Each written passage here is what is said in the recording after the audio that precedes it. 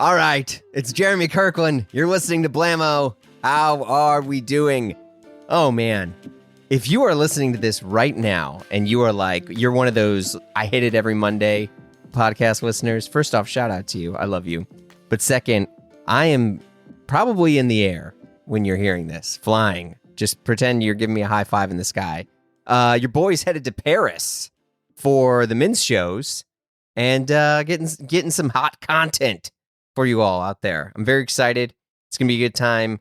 I'm sure, I don't know if you're even paying attention, but there's a heat wave out there, so your boy's going to be sweating. A lot. There's going to be no big fits. I'm just going to try to not freak out because of how hot it is, right? But I got a lot of things queued up for the plane. I've been watching the show Kevin, which I really love. And check it out. Joe Wengert is my guest this week. Isn't that great? I even left in that long pause for a reason. I'm super glad he's here. Joe Wengert's one of those comedians he's a comedian who's, his work, even though you don't realize it. You know what I mean? Like he's been this fixture of the improv and comedy world for decades. He's a legend on Comedy Bang Bang, which is one of the greatest podcasts of all time. He's written for The Onion, and he spent years shaping one of television's funniest animated series, alongside other fellow Blam friend, Mr. Gil Ozeri, Big Mouth. By the way, Big Mouth is legend, incredible. But what I've really always loved about Joe's comedy is that it never feels like someone's performing at you. Like you can go and watch his stuff. Like he kind of invites you along for the ride. I mean, it's always like just a hair awkward in the best possible way. It's warm, it's very human, and it's about the kind of like small humiliations of just being alive, which, welcome to the show. My name's Jeremy Kirkland. I mean, seriously, right? But on this episode, we talk about growing older, maintaining friendships, becoming a parent, the strange loneliness that comes with success, and his new animated series, Kevin, co-created with Aubrey Plaza. It's a show about a cat rebuilding his life after heartbreak, which, as Joe explains, might not be about a cat at all. We also discuss bad Yelp reviews, night guards. Anyone else grind their teeth at night? Is that just me? Man, I grind my teeth. It sucks. Game nights in your 40s, why comedians secretly love old sitcoms, and the unexpected joy of finding new friends later in life. I really loved this episode, and I will say this here. I'm going to put a little pin in this before we jump into it. These are some of my favorite episodes because, yes, we come here for the fashion, we come for the fits, but we also come here for me, to be Nicole Kidman, we come here for. It's because like we're all figuring out who we are. We really are. And most of the time we start with clothes. Sometimes we start with other things and we get to clothes. Sometimes we, we're starting with clothes and we get to other things, but it's always in that conversation. Whether you're just a bald boy like me, wearing a hat all the time, figuring out your fits or buying a bunch of Tom Brown, it's all in there. And I'm glad you're here. Thanks for tuning in. Stay tuned for all the Paris stuff. See you soon. I'm good. I'm doing okay. Dude, you're a podcast legend. This is a big deal having you on. That's nice of you to say that. I don't know if I agree with that, but that's nice of you to say that. Well, wait, how long have you been doing like Comedy Bang Bang? And gosh, my first one I did was probably in like 20. I mean, I moved here in 2009 and I met Scott a little bit after that. And I did the live show when it was still Comedy Death Ray a couple of times. Okay. And so then he had me on at some point after that. So probably like I've probably been doing it for like 16 years or something. I'm on today, actually. I was on a long break, but I'm back doing a character. Wait, you're going to record it or the one that just ended? The one that came out today, yeah. I got it fired up on my queue. Yeah. I love doing that show. It's so fun. Yeah, I mean, we're not going to focus on Comedy Bang Bang, but like, what is that? You just go over there and just knock it out? Yeah. And it's, right before you start, he asks you, how you want to be introduced, just like name and as much of your deal as you want to give them. And I know some people I think most people go in with very little. I feel like I always go in with too much planned. So then I'm playing this little mental game on my own of like, how much of my overly complicated premise am I going to be able to get out? But I think that's become part of my vibe on the show is that my character always has like a little, like, it's almost like a riddle that Scott has to solve by the end of the show. But the first time I went on was with Tim Heidecker and Lauren Lapkus, and they were just jumping on other little things about my character. And I was really like, I'm never going to get to what's funny about this guy. And he's just going to be an old man. And I was really stressed out that I was like blowing my first appearance. Heidecker's great. He was on the show, and but he was full Tim Heidecker, the musician, on the show, Yes. which I respect. Okay. I hosted a benefit show last year, 2 years ago, where he just played music at the end, and he's really good at that. It's annoying. Very talented man in multiple ways. I know, and he's like a huge Warren Zevon head, and it all just it all comes through. It's very this like LA guy, and is making good music. I'm so nervous when a comedian is like, I'm also doing music too. And I'm like sincere about the music. I'm always like, okay, but then he's good. Yeah, there's been some interesting comedians who are musicians, but they're like not good. But someone who's crazy good. Have you seen Eric Andre? I mean, he's like a Berkeley jazz musician. Really? I think I knew that. I think I heard that at some point actually now. Yeah, like he plays upright bass, and he's yes.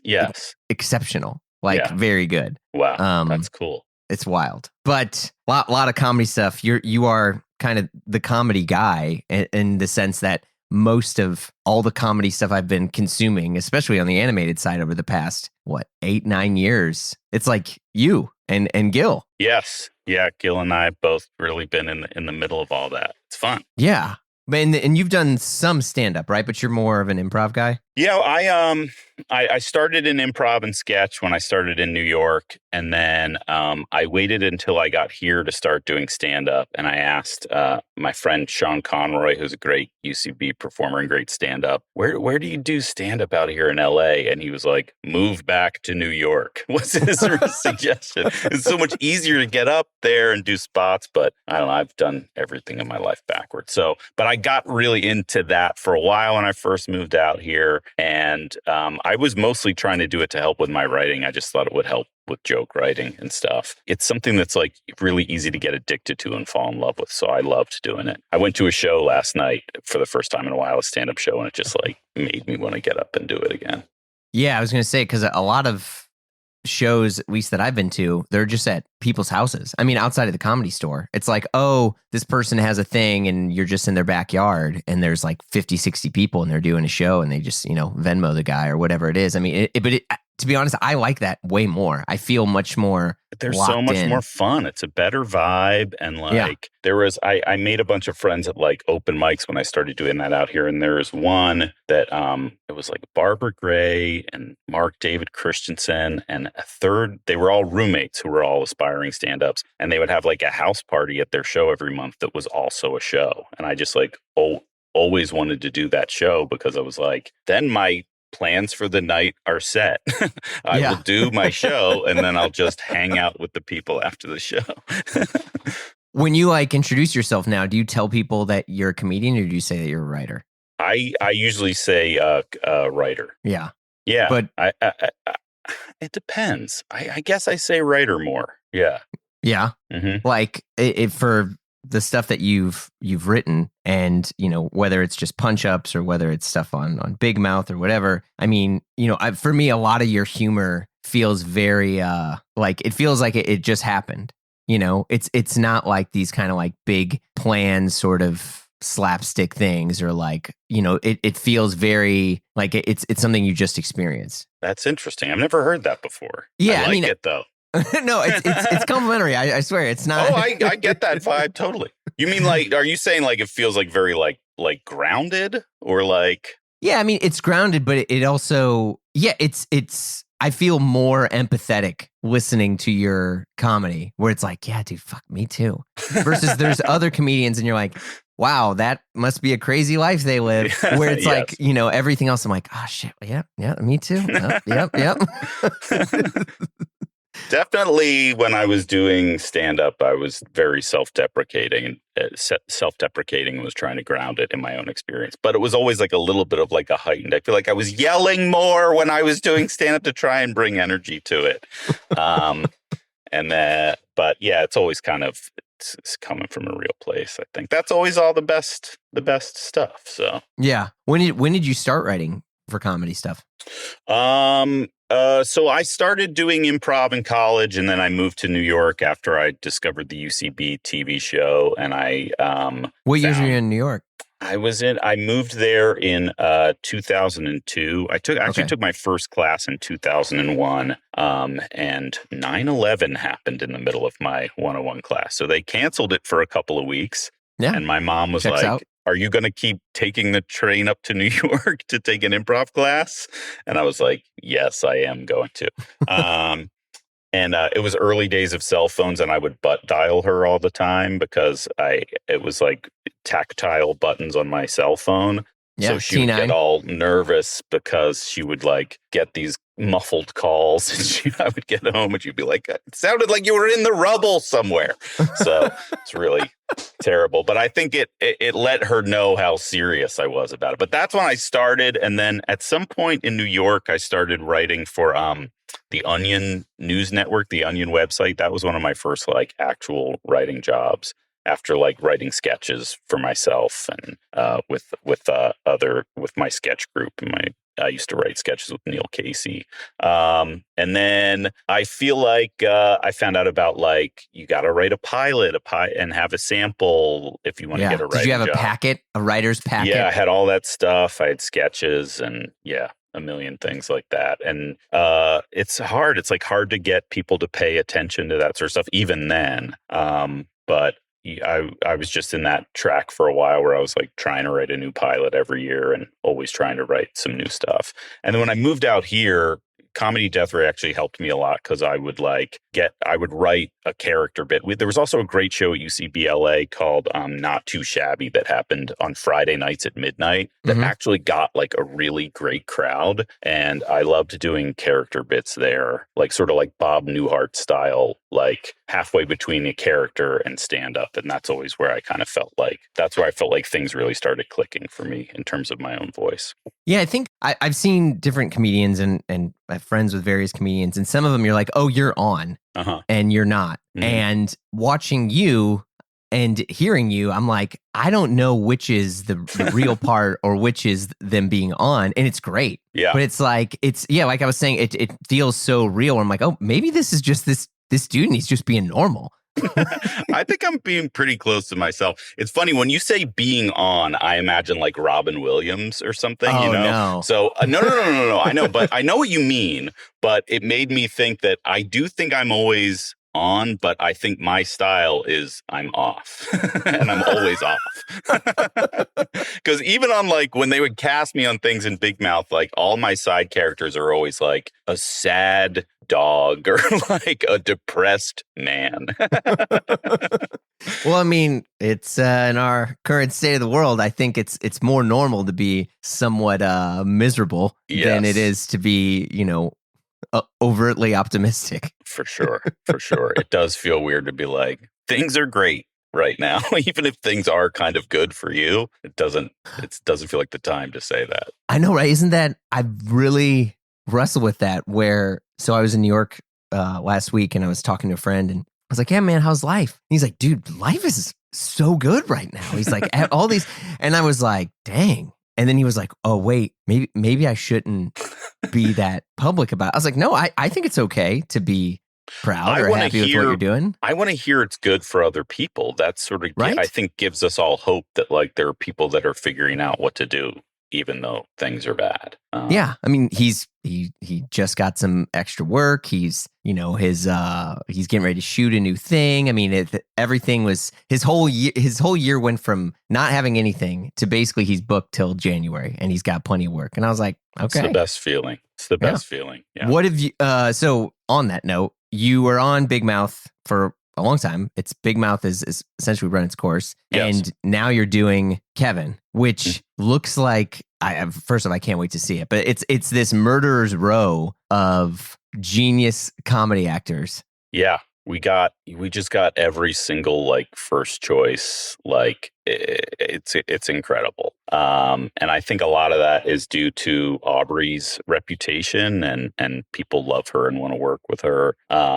but it definitely, it was a very like, I can't believe this is actually happening, because we made an animatic, and all those people were in the animatic. But then sometimes once you get picked up for series, like they're too busy, or I didn't commit to this or anything. But the fact that we have, everybody doing it, and especially Jason Schwartzman, he plays Kevin in the show, and he's the lead, and like it has so much to do in every episode, and he really brought like so much energy and enthusiasm and ideas to the character. It was really cool to work with him. Did the show start as like a joke, or was it the actual idea? Like, was it more like, hey, what if we did this show about this fucking cat? Or was it like, no, this is it? It's got like a very specific story in that it is semi-autobiographical, in that Aubrey and I, a long time ago when we were both in New York, started out, we were dating, and we adopted a cat named Kevin, and then almost immediately broke up. And then we were like, well, now what happens with the cat? And unfortunately for Kevin, he stayed with me instead of becoming Aubrey Plaza's cat. And so that happened a long time ago. Then fast forward many years, and I independently I was at Big Mouth, and I was starting to think of like, if I got to do my own show, what would I want to do a show about? And I had this idea of doing kind of like an animated sitcom set at a pet rescue, because I was volunteering at a place out here. And I was like, that would be like a fun location. And I wanted it to have like kind of like a Taxi vibe of like all like sort of like lovable loser animals. Taxi as in like one of the greatest sitcoms ever, like Danny DeVito Taxi. Right? Yeah, I figured I'll just do a Taxi, one of the greatest pieces of American art. Yeah, that's good. I think some listeners may not, unfortunately, be familiar with that show. Yes, I was not trying to do an animated version of the Jimmy Fallon, Queen Latifah action comedy. And so I was working on that, and then out of the blue, Aubrey contacted me, and she was like, "Hey, I'm like working with this animation company, Titmouse, who did Big Mouth." Mm-hmm. And I kind of want to do a show with them, and I want to do something about cats. And for better or worse, when I think of cats, I think of you. And I was like, that's so weird, because I had this other idea sort of cooking, and I pitched her the idea. And then they really pushed us to be more personal with the show. So when you watch the show, the first scene of the first episode is this couple has a cat named Kevin. They break up. In this world, our hook is kind of like, pet adoption isn't a one-way street. Like, it isn't like you pick your dog. Like, the dog is going to go like, I got a couple questions about you, actually, and so when they break up, he is kind of shocked and hurt by this, and he sort of says fuck you, and he breaks up with them, and he goes in and moves into a pet rescue in Astoria, which is where we really lived. And he figures out how to like be on his own as an independent cat with the help of these other cats who are already living there. And his like new friend group there are voiced by Aparna Nancherla and John Waters and Whoopi Goldberg, which is... How the hell do you get them? It was really like, I mean, for John, it was always like, it would be great if this was like a John Waters sort of, that was like the vibe of the character. And then Aubrey just like had a relationship with him, because they've been wanting to work together, been trying to get a movie going for a long time. And he just said yes. And then Whoopi was like kind of like a dream casting thing where she was like, I think I could figure out a way to get to her. And then when she did, there were like all these parameters where it was like, Whoopi is available at this time and this time only. She will be recording in this studio, when she gets done with The View. And like, we were happy to do whatever worked for her. And then when she got in there, she was incredible, because she's Whoopi Goldberg. Yeah. And my favorite, the first time when we recorded with her for the pilot, we only had her for like an hour, and she's a big part in the show. And so there was a lot of pressure of like, we got to like figure out the voice and then get it and make sure we have everything we need in this 1 hour. We may never see her again. And there was some weird technical issue, snafu, that was happening where like the recording wasn't working, and the engineer couldn't figure it out, and we couldn't figure it out. And then Whoopi goes, everybody shut your cameras off and then turn them back on. And I'm like texting with Aubrey on the side going, well, this is definitely not going to be the thing that fixes it. It fixed it. And then we were totally Whoopi fine Goldberg from tech it. support? Whoopi Goldberg tech support. And then she just like absolutely crushed every line, like made like elevated everything beyond what we already had on the page. And then every time we've worked with her, she's just been so funny, like always constantly trying new things and improving lines and stuff. And it's just really, she's such a great, I feel like everybody sort of sees her as like on The View now, and they forget like she was like one of our best and biggest comedy stars for like an incredible run of time. So it's crazy that she's agreed to do this silly cat show. Yeah, I think most people think of her as like breaking news and having these beautiful, serious conversations and politics and stuff. But she, yeah, it's this crazy time where it's like, I mean, I feel like we're probably similar age, but like there was a time when you would watch like a late night talk show just for like silly comedy bits, and now it's like all of those shows are like defending democracy. It's like, why? That's not their job. Why does Whoopi have to get up every morning and be like, hey, this seems fucked up? There should be somebody else that's doing that. You would think that some of these other places have spines, but it is, I feel like everything continues to fall. The weight of the world to make people happy and to show people the truth is kind of like the real higher calling of everyone in comedy. Yes. Yeah. It's funny you said you used to watch, like late night shows and see some of the best comedy bits. There's still ones that I watch that like, I don't even know if they would do them now, but David Letterman had this thing called It's Always Funnier When Someone Gets Hurt. and essentially they used this dummy. It was like, it would be like Paul Schaefer is going down the stairs and then, he'd slip and then they'd pick up this dummy and like the edits were horrendous. So It actually was better that way. Yes. And you just saw There's this no dummy. doubt that it's a dummy. Yeah. Oh yeah. Just fly through the air and like smash into a wall. And it was like some of the best comedy I'd ever, because I remember watching it, like I was a little bit younger, obviously. And I was watching this and I was like, oh my God, like, and then I remember showing my dad and my dad was like, do you want to watch the Marx Brothers?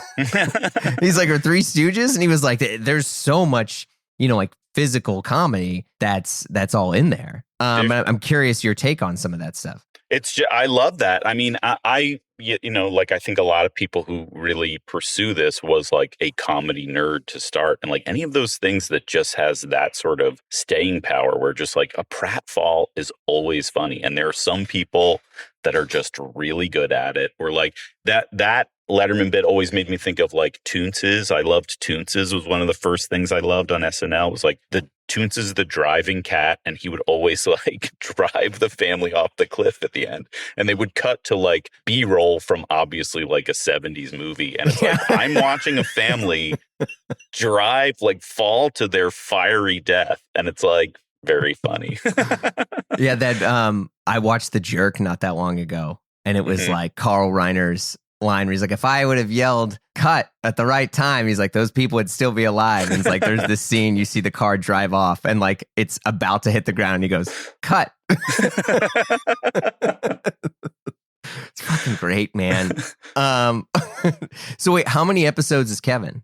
Kevin, we have 8 episode seasons. So we have 8 all produced and they all come out at one time on April 20th. So, all at once? Yeah, it's a binger. It's a comedy animation. You like to have the whole thing so people can watch the whole thing.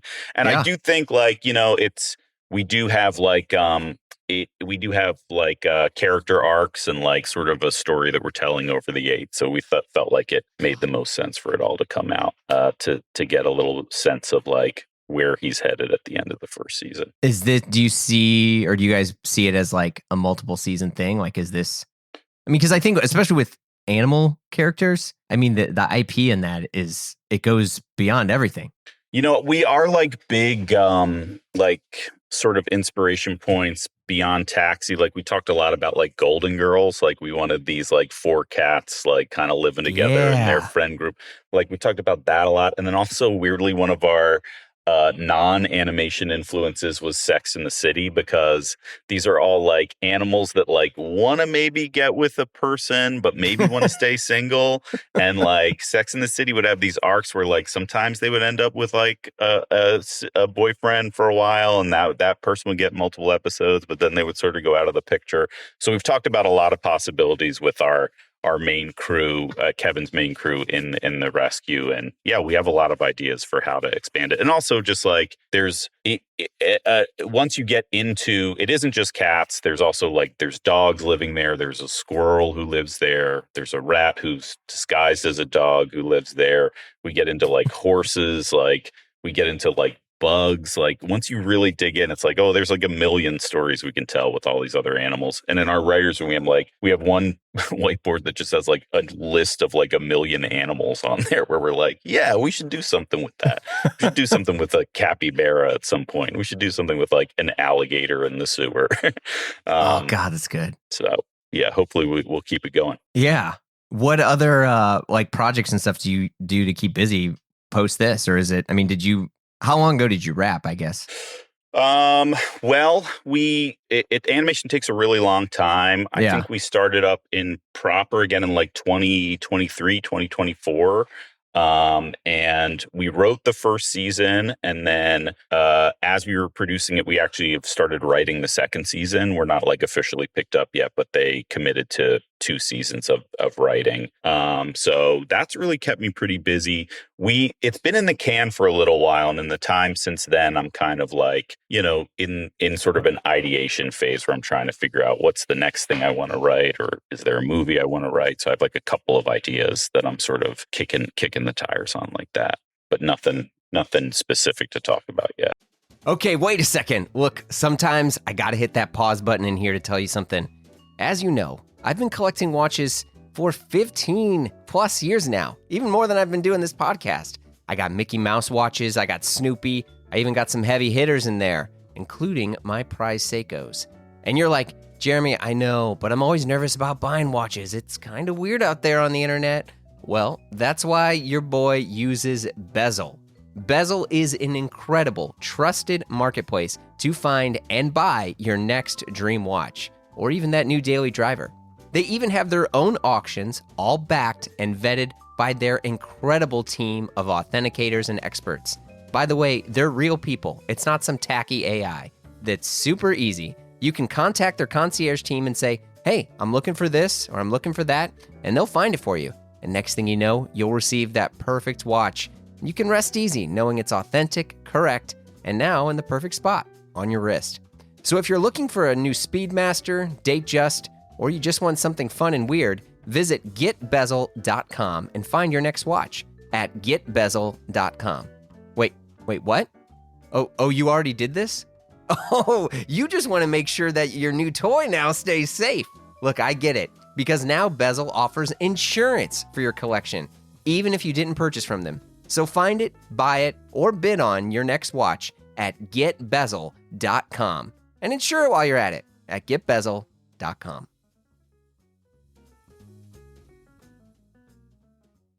On like the concept of jokes and joke writing, like when does like a joke sort of like stop feeling alive and start feeling more like something that's written? Because a lot, you've done a lot of performance and comedy and also tons of improv, but like what makes something really feel real? For me, I don't know. When I was really into stand-up, there was this idea still, and I'm sure it still is a prevailing concept of like, you want to have your like tight 5, or you want to have your like 10-minute set of stuff that like all works, because in case somebody just like asks you to get up. And I remember when I was first starting and I was really excited about writing, I would watch people that were doing their like, clearly this person has been doing this set since like 1998, because of some of the references. And so I've always been kind of like aware of that, of like, anytime it starts to feel like fake or not real, I think it's time to let it go. At the time when I did like a half hour for Comedy Central, and I talked a lot about like, being single and going through a breakup and insecurity, and like I was just starting to get into therapy. So I was talking about that. Mm-hmm. And like, I wouldn't do any of that material now, because I feel like my life has changed a lot since then. And now I'm a father and I'm, married. And so I think I would anything that doesn't really fit in with that world, I probably wouldn't want to talk about anymore. It feels like Yeah. I always feel like I was, stand-ups will start a joke with like, this thing happened to me last week, where really it happened to me like 3 years ago. It's like that level of sort of fake I can get away with, but then beyond that, I feel like I'm not being truthful with the audience. Yeah. Have you ever made up characters that are secretly you? No. I have always really leaned into like owning that it's me. Like I don't Yeah. feel any need to be like this happened to somebody else. I'm like, I did this stupid thing. Yeah, that works out. I mean, in writing, that happens all the time. Like as we were getting into Kevin, once we really started digging into it, like Kevin really became an extension of me, because it became very much about. I feel like I'm like a wife guy now, and before that, I was like a girlfriend guy, where I would like really fully commit and invest all the way in my relationship, and so. Then when we broke up, I found myself trying to like sort of re-solidify my friendships that I felt like I'd kind of neglected for a couple of years. But I was doing it in like a very like, like a very robotic. I feel like I'm like mildly on the spectrum in some way. So I was like, calling people and being like, would you like to get lunch with me? I consider you one of my close friends. And they were like, yeah, man. Like, why are you telling me it like this? So we kind of put a lot of that into Kevin, because I always wanted to do a show about that. But like a human man doing that is kind of a bummer. But a cat, you're like, well, nah, it's OK. He was inside. He wasn't around other cats.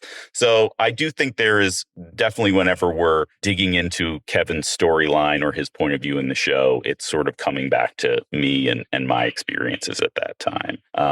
And then, but as a product of that, the me character in the show, we sort of invented to be like, there's parts of me in there, but we've kind of pushed that character in a different direction to make them differentiated. Yeah. What's a wife guy? Like somebody that's like too into their wife. Isn't that a thing? Man. Yeah. Are you maybe a wife guy too? Well, I have been, and I ebb and flow with because I don't know if you feel this way. So I have my friends before I was married. Okay. And then I have friends that we made while being married. Yep.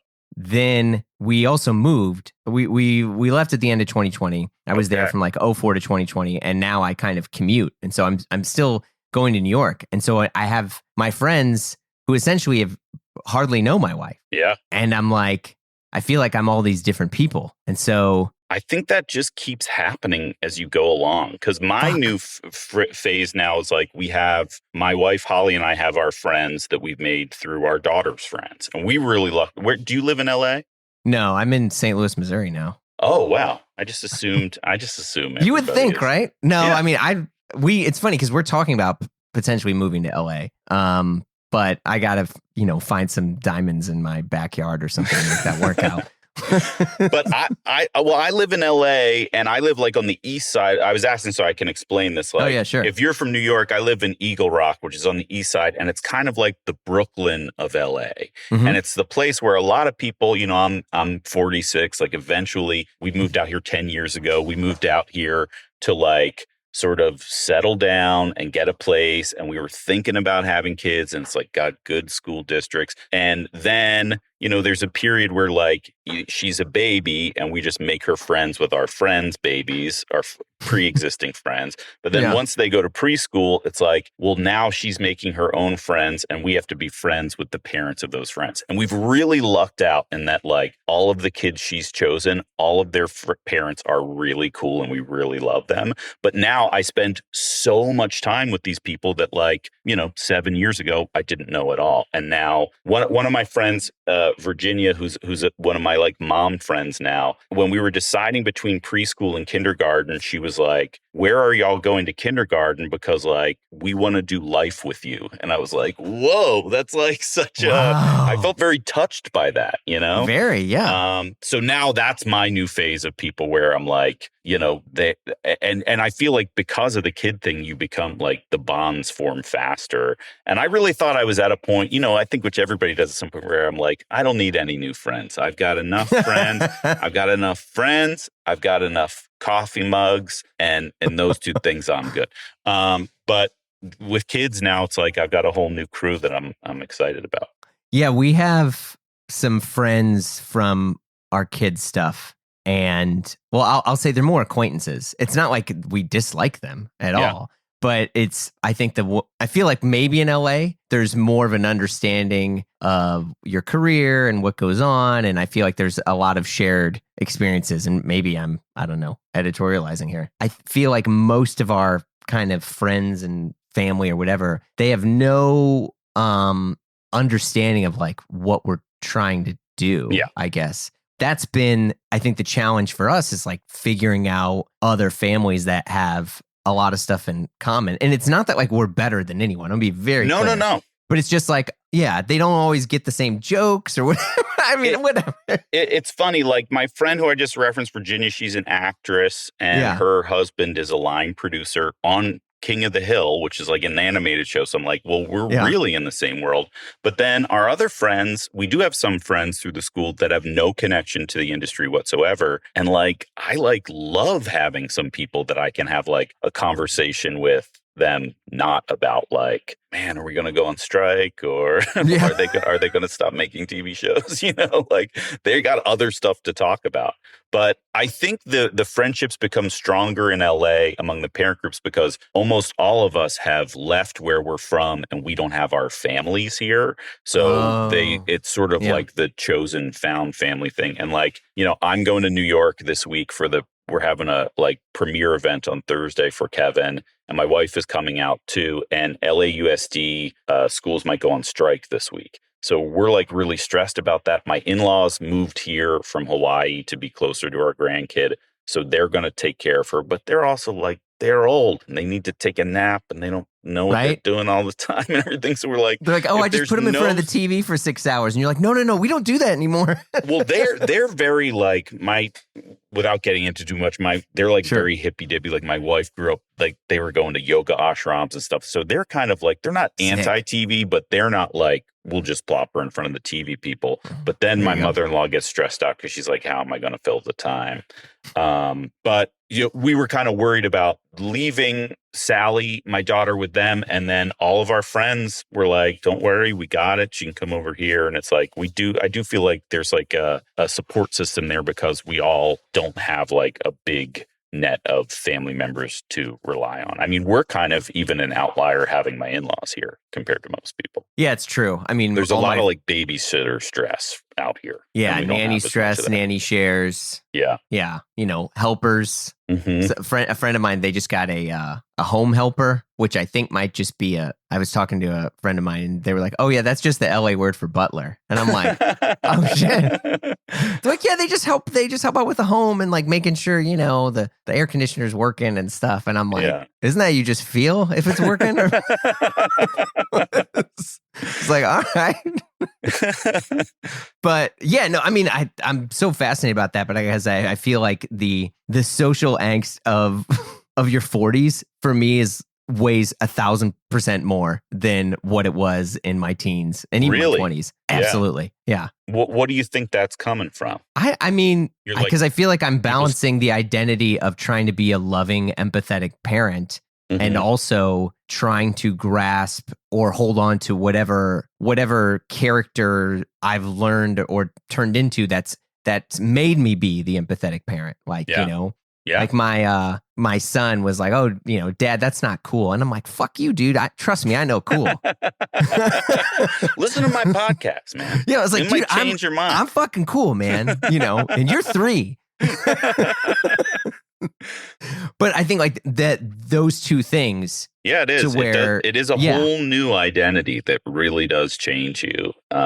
And it's weird to sort of hold the old parts of yourself still. I Yeah. feel lucky in that like a lot of my closest friends that I made in my 20s when I was in New York and like trying to figure out comedy all eventually moved out here. So they're all here. And the important people in the friend group and we were people that just like spent basically every single night together. We were either like in classes or rehearsals or at UCB seeing shows or hanging out at the bar and just like spent so much time together. And I remember like, I feel like a lot of my friends moved on with the next phase of their lives before I did. So I would go to my therapist and be like, why aren't I seeing all of my friends every single day? And he was like, you're not supposed to anymore. You're like 33 years old.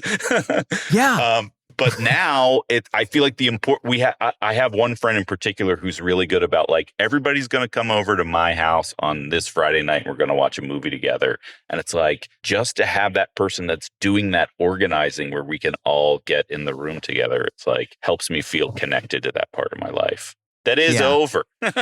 I know, right? The dream dies, but it's like, now we're trying to host game nights. And that's a good way to do it. Yeah. And now people are like, game, like, what do you mean? Like video games? And I'm like, no, like maybe categories, maybe Settlers of Catan, like, and they're like, what? I don't know. And it's just like, what? It's not going to get crazy over here. It's Parker Brothers. I somehow got involved. Like my manager knows somebody involved in Taboo, like the daughter of the person who invented Taboo. Oh my God. And they were like I think they are trying to turn Taboo into a TV show. So they were doing some like test shows here in LA. And my manager was like, do you think you and your improv team would like want to help out and like play Taboo on stage in front of people? And I feel like when I'm like trying to get people to come out to an improv show now in their mid-40s, they're like, I can't, I'm too busy. Everybody immediately was like, I'm in. Like it was like perfect attendance for the Taboo show. And then the show was kind of weird because it was like we were just playing Taboo in front of an audience who wasn't participating. But after the show, I was like, maybe we should just play Taboo. Maybe we're now at a point in our lives where it's like, we don't have to have other people watching us do it. I did go to a comedy show not that long ago, and the dude essentially plugged in his PlayStation and just started a Twitch stream. Really? Live? And that was the show. And I was he doing a character? Was he like parodying a Twitch person or? I'm not going to lie. No, well, I mean, I'm unfortunately pretty familiar with a lot of Twitch streamers, and it wasn't Ninja. It wasn't anyone like that. Yeah. And that was his thing. And he was just playing, and I'm like, okay, this is cool. The internet connection obviously sucked. So he was getting dropped off. But so if you watched that stuff, was it a communal experience with it? Or was it just like watching at home? Yeah. But what made the experience funny and great is because nobody knew if it was for real. Because someone was like I even heard people like if he was for real. Yeah, like wait, is the show actually him playing? You know, because there were issues like he lost, and then you're waiting to get back into the next game, and it's like. You're at a load screen and he's waiting and he's just like talking to himself. And also he's not bantering with you in between. He did not really so engage. It was really like performance art sort of thing. I guess so. Yeah. Wow. I was like, oh, maybe this is kind of where it's at. It's like instead of, watching somebody play a board game, on a Twitch stream or watching it, you're going there in person and you're watching them do things. You do get something out of sitting in the room with the other people. And I know sure. Whenever I'm on hiatus, I like to go to the movies. Whatever movie is out, I'll go see it. But I'm always going to like a matinee with my kids at school. So it's always me and two other weird guys and that's it. And it's not the same experience that I had back in the day going to the movies. But then they opened Vidiot's in my neighborhood here, which used to be this great video store in Santa Monica. And now it's like, second run movie theater. And like, I went to see like Michael Mann's Thief and it was like packed. And it was like, this is what I want. This is this is just what movie. No, this was like Friday night, Saturday night. Like this was a big, this was a primo thing on the calendar that month. But like that, I love that experience. And now I feel like I only get it when I'm going to see like an old movie that I've seen a million times. Yeah, there's definitely a nostalgia thing. I mean, the James Caan Thief. I mean, that's a crazy fucking movie. There's weird things in that stuff that you're like, yo, homie, take it easy on the lady. But like, Yeah. I had not seen it in a while, and it is like, I have done this to my wife a million times where I'm like, we got to go see this movie. I love this movie. And she was like, there's no female characters in this at all. yeah, it's true. Some of those stuff you're like, wow, okay. You'd probably do a rewrite if that was, we'll see what Heat 2 is like. She's always like, just as a heads up, there's like not really a way for me to get in on this one. What are things that you find funny that other people don't? That I find funny that other people don't. I don't know. I feel like, am I too basic in my comedy opinions? Because the first thing that sort of jumps to mind is like, I love like a good like Yelp review, a good like 1-star review. I was looking at recently, national parks sometimes get 1-star reviews. My wife told me this. I think somebody pointed it out on TikTok, but it's like that. I think is really funny. Somebody like goes to a national park, is like standing before all this natural beauty, and then I got to get on the internet and give the 1-star review of like, the mountains were not that big, or took us too long to get in there. I'm like, do you think they're going to change any of this shit for you? Like, so I love that. Or like, for a while, I was really into like reading like the worst review for like a Taco Bell at like a small town somewhere in America. And like, there's always like, personal issues or getting hashed out in the comments there. So I think that's funny. Did you ever people getting mad? Do you have Nextdoor out there? We do, yeah. I've had to stop looking at it. It's my favorite comedy, but it's not. It's just all real. Yeah, it's just personal grievances, and it's crazy. It's like the Nextdoor really went wild for me last year. Where did you hear the story about like the wife of the bassist of Weezer like was shooting at cops? No. Did this make it to Missouri? There was like, the cops were chasing there was like a hit and run or something. Guy got out of his vehicle. The cops were chasing them on foot in my neighborhood. Oh my God. And then they like were going through private property to chase this guy. They allegedly went in the property of this woman, and then she was firing at them, and then she got arrested for shooting at the cops. But like, that was like a big deal on Nextdoor, because it's like a crazy thing. But then also I'm getting sent stuff from my friends who are like, I think that's like the bassist from Weezer. And then at like the Spirit Assembly on Friday at the school, Mr. Julius, who DJs the Spirit Assembly, he was like playing some Weezer tunes, and I was like, Mr. Julius knows what he's doing right now. He's really trying to be like talking about the news of the day. So this is ripped from the headlines, this song. I was on Nextdoor the other day because a friend of mine's like, oh, you should, there's tons of like great landscaping stuff and handyman and whatever. And we have this really weird lawn service that we use. And it's because I'm too lazy to buy a lawnmower. And I'm like, I always go on there, and I saw one, and this person was like, hey, is there any good deals on mulch right now? And this person immediately responds. And I basically followed this throughout the day. And this person responds, and they're like, oh, like I have a great deal over here. And this other person, responds back to them. And they're like, oh, his mulch is super shitty. And like, it's over dyed. And it's like, I have a better natural mulch. And then they're arguing about like what you should dye your mulch. And then I commented and was like, this is, the funniest thing I've ever read, and did not go well. Because then they went and found my other requests about landscaping, and they're like, oh, this guy wants funny mulch. And like, next thing you know, I'm like getting into it with a bunch of landscaping bros. And I think I fucked myself on getting some good mulch around here. They're gonna blacklist you. You're not gonna, those guys are all tight. Yeah. But that is funny. You'd mentioned reviews. That's still probably one of my favorite things ever. Or when people review a record that came out like 20, 30 years ago. Yes. Yes. Like that review is going to completely alter the course of the band's history.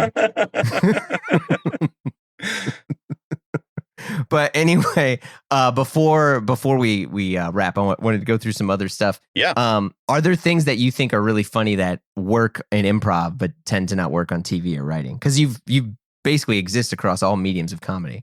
Yeah, I think improv is so of the moment, and sometimes like you're getting a laugh off of the sort of parlor trick of the people know that you're making it up in the spot, you know? So Yeah. it's like asking for like a long list of names, like is always kind of funny in an improv scene, but then that's not funny written because you're like, why would they have 7 names here? That just doesn't make any sense.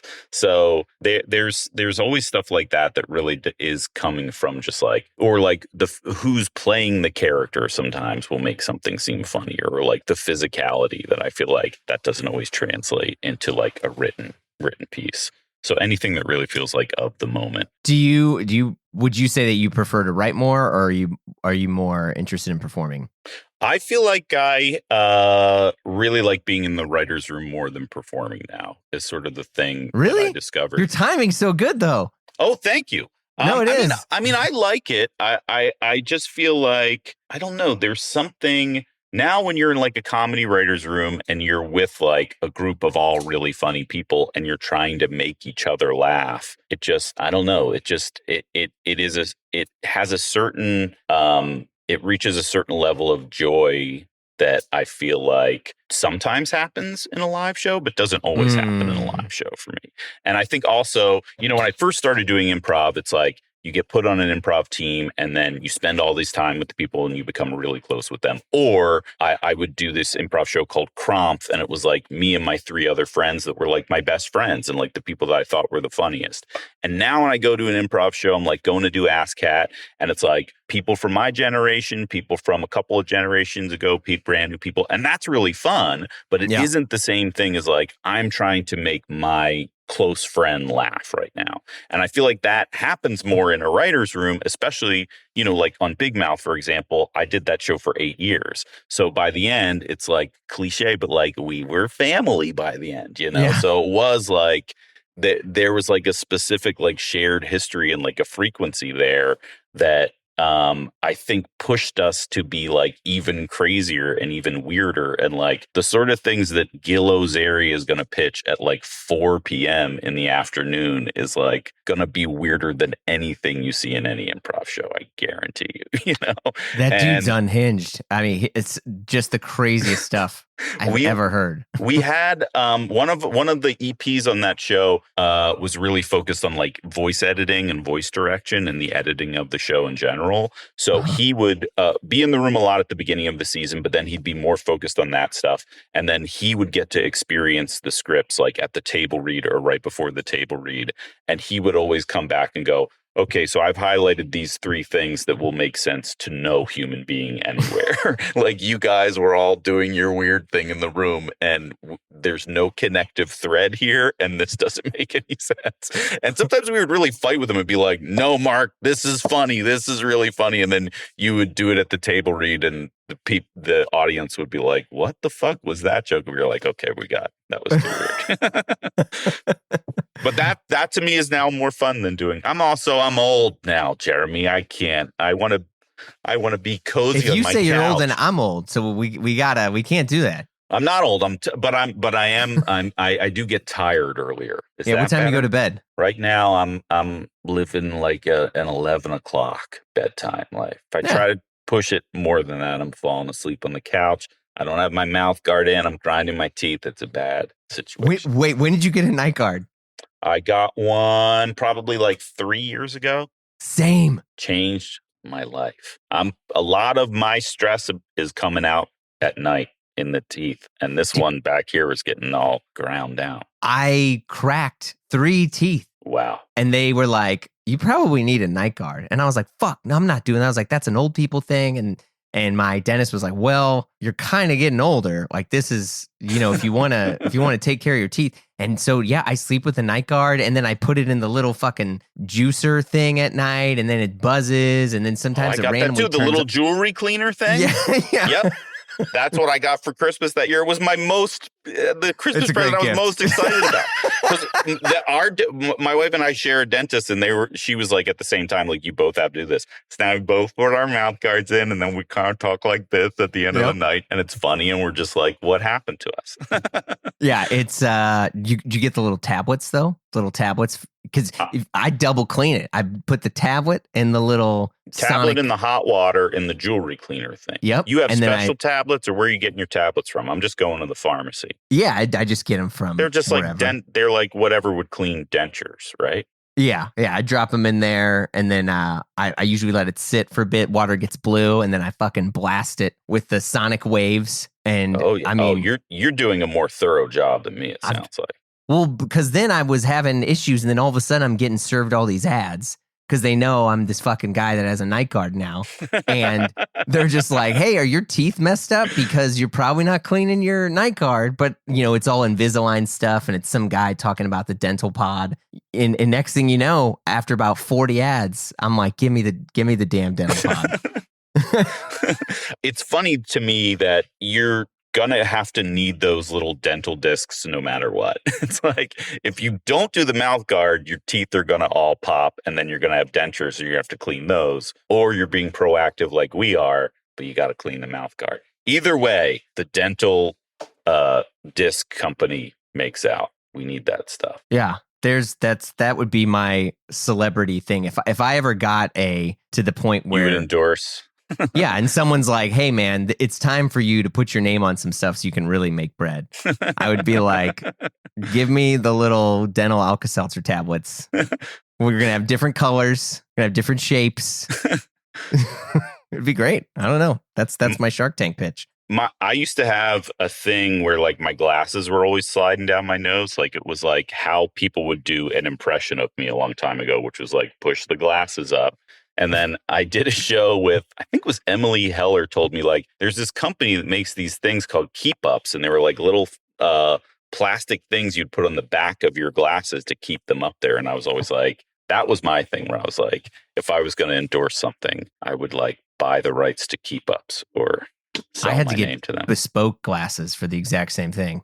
So my glasses are bespoke, which sounds like a flex, but it's just like because you got to get them. You got to get the ones that fit your head. Like for too long, I was trying ones that weren't quite resting on the bridge of my nose correctly. I feel like I've solved it with these. There's this Japanese eyewear maker that I've used who makes my stuff. His name's Naki Nakagawa, and his company's called Naki Made. And when I was talking to him about getting my glasses made, and they show up, and he hands them to me, and they're these beautiful glasses, and I got like 4 pairs of them because I went all out. And his big thing, actually, which this is not even an ad, but like he has, if you look here on the camera, he's got this little metal thing, and what it does is it reduces the pressure across the entire part of the glasses.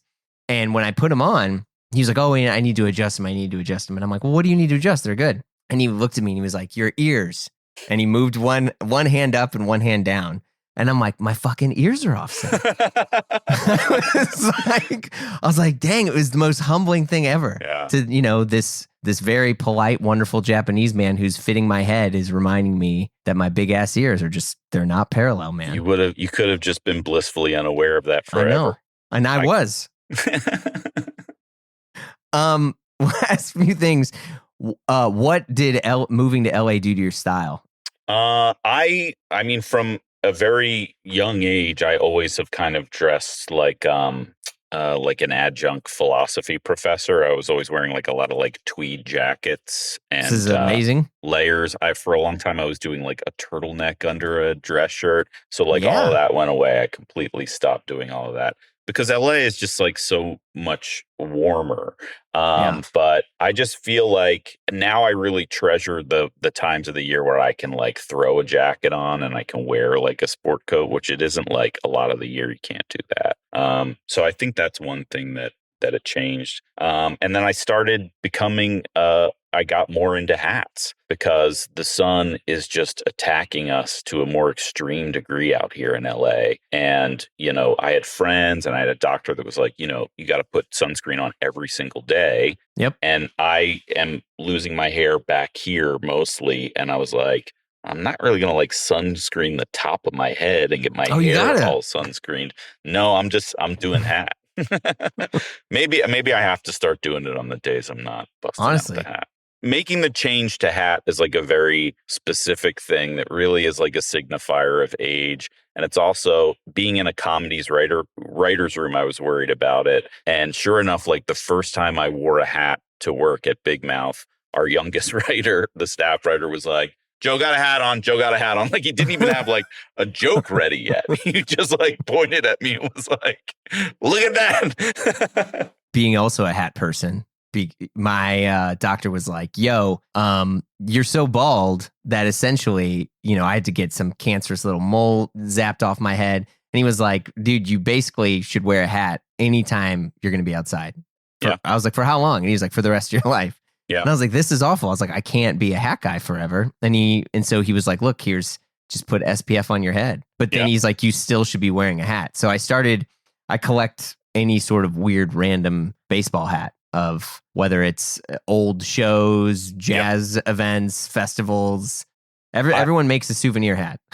I'm a sports fan, so I have like I'm a Philadelphia sports fan, so I have like Phillies hats and Sixers hats, but I don't always want to have to engage in, especially in the Sixers conversation, because it's always such a cursed thing. So then I really would like, this was like, this is not like a licensed thing, but this is Chuck's Bike-O-Rama. Is that from Pee-wee? Yeah, it's the bike store where Pee-wee buys his bike, because I don't want to wear like a Pee-wee's Big Adventure hat, but like I'll wear this. And then if you know, but I have a bunch of like my wife went to this cheese shop in our neighborhood one time, and they were selling hats for some reason. And they just had a corduroy hat that said rigatoni. And it's not even spelled in noodles. It's like spelled in sticks for some reason. Oh. And she didn't even text me. She just like bought it and was like, I feel like you want this corduroy rigatoni hat. And I was like, yeah, I do. And that's like, to me, like a nice safe choice where it's like, I always feel good about endorsing rigatoni or like Pee-wee's Big Adventure. I don't feel weird about representing that, Oh yeah, that's safe. Yeah. If finding like old hotel hats or, as long as it's not like a master's hat, like I'll basically put it on. I feel like I've found that like, I feel like the trucker hat fits my head better because I have a big square head, and I was wearing a lot of like dad caps, and like those don't quite have the same. I need the extra like this is what my hair used to do. You need a raised crown. Yeah, so now I need, but also trucker hats are like, you got to be careful of, all my Phillies hats are all like white or powder blue because I'm like, I can't wear like a red trucker hat. It's just like such a red flag that's now been ruined forever. Yeah, that was like the most true Curb Your Enthusiasm ever, where it's just like basically, any red hat, and I love red hats up until they're all 20. Done. Yeah, I had a great one. There's this runner store out here called Runner Circle where I buy my like running shoes, and it was like a really cool design, and I wore it once, and it was just like, no, I'm getting weird looks. It was exactly that episode of Curb Your Enthusiasm. People are nervous. Are you a runner? Yes. I used to be really into it, and now because of my old, joints and stuff, I can do like every other day at most. But I did a friend invited me to be a part of a 50K this year that went from Altadena to the Palisades to raise money for victims of the fires. And so we got a team of 6 people together, and everybody took a chunk. So everybody ended up running close to like 10K. And like that, when I said yes to it, I did the math wrong in my head. So I was like, yeah, that's like 3 miles. And then like a month or two before, I was like, oh, no, that's 6 miles. So then I started like running more to train for that. And then I've really gotten into it. And I'm doing a lot of like night runs in my neighborhood now, which is mostly good. I had one weird thing that happened at a night run, but well, wait, you can't say that. Well, what was it? Nope, that's it. I think it's good sometimes in a podcast if a guest teases a story and then says nothing more. Oh. I was running and I was like waiting at the light to cross the street, and there was a guy coming out of the gas station with a 6-pack. And as I jogged past him, he like did a mocking jog. And I like snapped in my brain, and I like turned around, and I started and I jog so slow, I'm basically walking. Medically speaking, I'm walking. So I'm jogging behind him, but now I'm catching up to him. So then I cross the street because I'm like, what do I really want to do here? And then he knows that I'm following him, and he turns around and he goes, "Do we have a problem?" And I go, "Do we have a problem?" I'm like in my fucking basketball shorts and like, and then he goes, "Do you want a beer?" And I was like, "Yeah, I do want a beer." And I went across the street and I took a can of beer from him, and he was like, "What's going on?" I was like, "Isn't there enough going on right now? You got to make fun of me jogging." And he was like, I don't know, man. Yeah, I'm giving you a beer. And I was like, it hurt my feelings, is what I said. That's all I could say was it hurt my feelings. He's like stunned that I'm taking it to this degree. And then he goes, "No, man, it's not you. You're beautiful. You're a beautiful soul."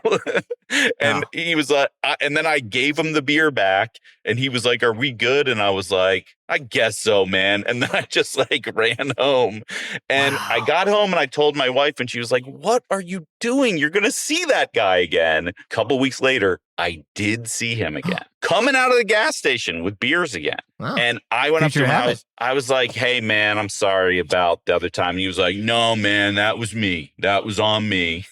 And then when I left, he went, "Keep running, man." I love that the dude came to life and essentially is your neighbor. I mean, I don't know, like, if we're in the same phase of life right now, because I'm not going to the gas station for a 6-pack every night. But like, I do feel better now that if I saw him, it does feel more like, hey, remember we had that weird interaction? But what an odd choice on his part too. There was no doubt about it. He was definitely going like right as I was jogging past him. Like, what are you hoping to gain there? Yeah, good on you for calling him out though, and I love that you called him out so bluntly and just like it hurt my feelings. Yeah, I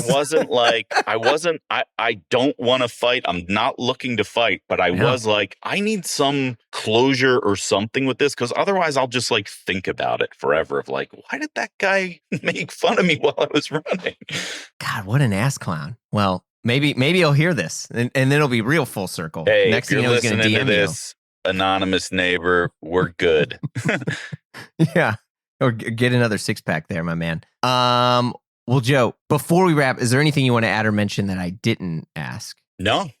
Okay. That's just, I want people to check out Kevin on Prime Video on April 20th. And I felt like I should say it before because he's come up multiple times, but Gil Ozeri is playing the man who runs the pet rescue. In addition to, like, we have him playing 3 other complete weirdos and freaks in every episode. And he's so incredible at doing different voices and making the funniest possible choice. So I feel like he's like our secret weapon on the show. And I hope that more people find out about Gil, because he's the best. Well, thank you from the bottom of my heart. Thank you. I'll see ya. All right, that's it for this episode. Thanks so much for hanging out. Support the people making good stuff. Wear what you like. Enjoy yourself. I'll talk to you next week.